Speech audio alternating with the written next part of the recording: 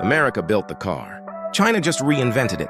While Detroit was celebrating a century of combustion, Beijing was building an empire of electrons, quietly, relentlessly, and far faster than anyone in the West realized. In 2025, that empire struck back. NIO, BYD, and Zeekr began outselling American icons on innovation, not price. Factories in Shanghai hum 24 hours a day, while U.S. plants fight to stay relevant. This is no longer a race for horsepower. It's a race for dominance in data, batteries, and national pride. And the truth is painful. The future of the electric car might not be made in Michigan anymore. Welcome to the EV war, where China didn't just compete. It outsmarted America's auto giants. So follow us for new updates and comparisons of reveal cars and break all the secrets about cars, luxury wheels, hub official. The calm.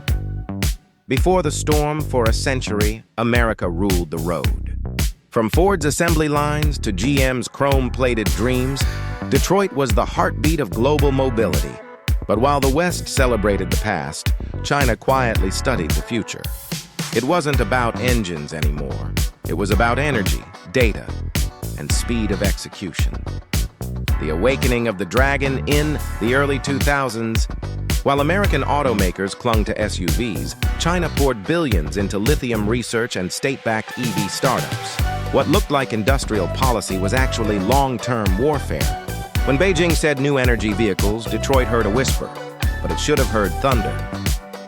The battery breakthrough CATL BYD and NIO cracked what Western labs were still prototyping: safe, high-density cells built at scale. As U.S. companies argued over patents, Chinese firms built factories the size of cities. Their batteries didn't just power cars. They powered an empire of exports that's now unstoppable. America's moment of overconfidence, Tesla's success convinced Washington that innovation was secure at home. Ford revived nostalgia, GM promised Ultium salvation, but cost overruns and chip shortages slowed progress. Across the Pacific, Chinese brands launched new EVs every 3 months. The race had already shifted, and America hadn't noticed. Design revolution from the East once mocked for copying, Chinese design studios began leading. The Zeekr 001 looked like a concept car you could actually buy. NIO interiors rivaled Mercedes in craftsmanship. American reviewers couldn't believe it. Luxury had learned to speak Mandarin. The student had become the designer. Infrastructure as a weapon. While America debated charger standards, China built 500,000 of them. Battery swap stations appeared every 50 miles. Highways glowed with synchronized charging grids. It wasn't just convenience, it was control. Whoever owns the network owns the driver, and Beijing understood that first. The price war begins. BYD dropped prices so low that Western analysts called it economic aggression. But efficiency isn't unfair, it's strategy. Chinese manufacturing shaved costs without cutting quality, forcing American brands into corners where profit and patriotism collided. Consumers cared less about flags, more about value. AI behind the wheel. While U.S. automakers outsourced software, China built its own brains. NIO's Nomi and Xpeng's XNGP learned drivers' habits, local roads, even emotional tone. These weren't gadgets, they were ecosystems. In an age of automation, intelligence became the new horsepower. Supply chain. Supremacy from lithium in Sichuan to cobalt in Africa, China locked resources long before others noticed. The West preached free markets while China practiced logistics domination. Now every Western EV battery traces its veins back to a Chinese refinery. Dependence became invisible and total. The export shock shipyards in Ningbo and Shanghai gleamed with rows of EVs headed for Europe and Latin America. Meanwhile, American ports sat half idle.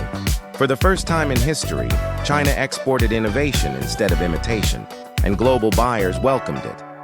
The balance of pride tilted east. The Western denial analysts on Wall Street called it temporary. CEOs blamed subsidies.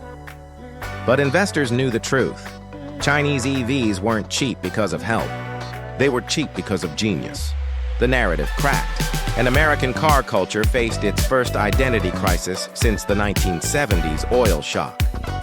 Silicon Valley joins the battle Apple flirted. Rivian promised. Lucid dazzled, but production bottlenecks persisted. Startups burned billions trying to match China's efficiency. Even Tesla began sourcing parts from its supposed rivals.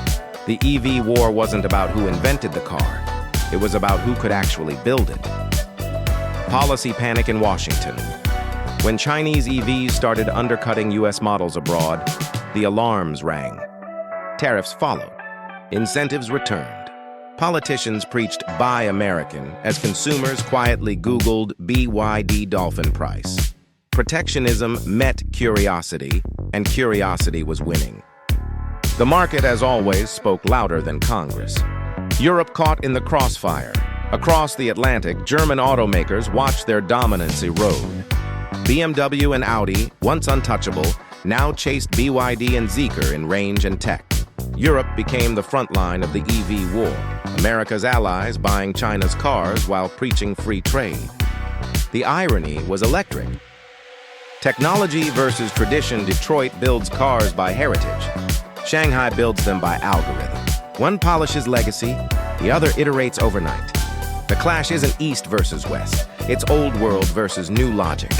And logic, backed by billions of data points, doesn't care about nostalgia. The luxury shift. When Chinese sedans began winning design awards in Paris and New York, the luxury hierarchy shattered. The Hongqi HS9 and NIO ET9 offered craftsmanship once reserved for Bentleys. American luxury suddenly felt dated, and the buyers who once looked down on Chinese brands were now lining up. Detroit Strikes Backford announced next-gen solid-state prototypes. GM doubled down on Ultium 2.0, and Tesla re-engineered its 4680 cells. America isn't defeated, it's adapting.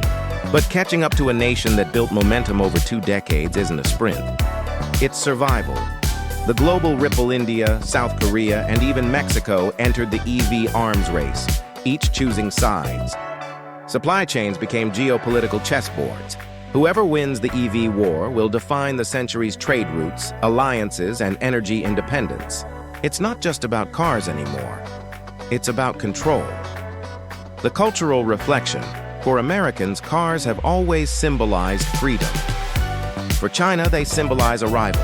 That difference fuels both sides. The EV war isn't hatred, it's hunger. One side defending legacy, the other chasing legitimacy.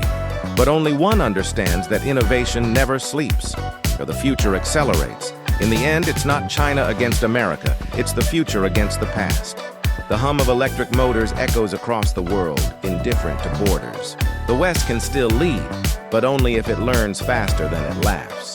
The EV war has begun, and the road ahead belongs to whoever dares evolve first.